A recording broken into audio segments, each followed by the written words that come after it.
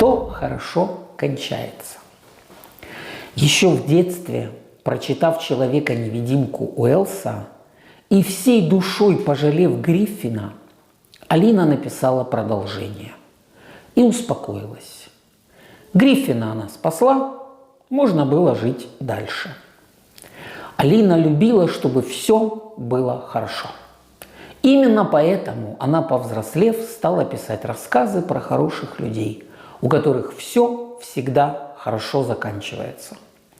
И сценарии ее, по которым ставили фильмы, тоже счастливо заканчивались и очень нравились зрителям. Добро всегда побеждало зло, влюбленные женились, матери-одиночки сходились с настоящими мужчинами, алкоголики бросали пить, рецидивисты становились на путь исправления.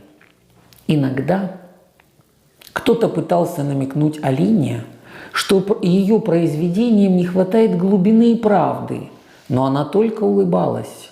Люди любят, чтобы все было просто. А всякие там психологизмы, сложности, Теннесси Вильямс и Вирджинии Вульф – это непонятно людям, тяжело и депрессивно. Алина сложностей не любила. Ее парень, простой и душевный Коля, был владельцем рыночной палатки с бытовой химией. Порошки там всякие, мыло, полироли. 2 раза в неделю Алина звонила Коле и приглашала его на свидание. Он приходил, после ужина с вином оставался до утра, утром уходил от нее на работу и до следующего звонка продавал народу недорого моющие средства и другие нужные в быту вещества.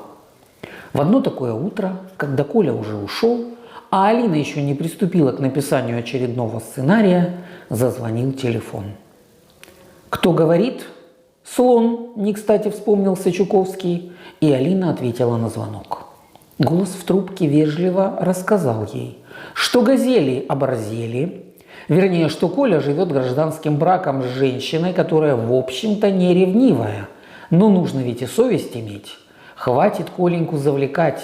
Найди себе свободного и ужинай, и обедай с ним хоть каждый день. Разговор давно закончился, а Алина все смотрела на трубку, исходившую короткими гудками. Так хотелось придумать своей истории счастливый финал. Вот героиня выходит из дома и встречает молодого неженатого олигарха, который, почувствовав внезапное томление, отпустил водителя и охрану и пошел бродить по спальному району, вглядываясь в лица прохожих, ища ее неповторимое лицо. Или так. Звонившая ей дама вдруг понимает, что не может сделать Колю счастливым, и уезжает в никуда. А Коля с цветами и кольцами летит к Алине.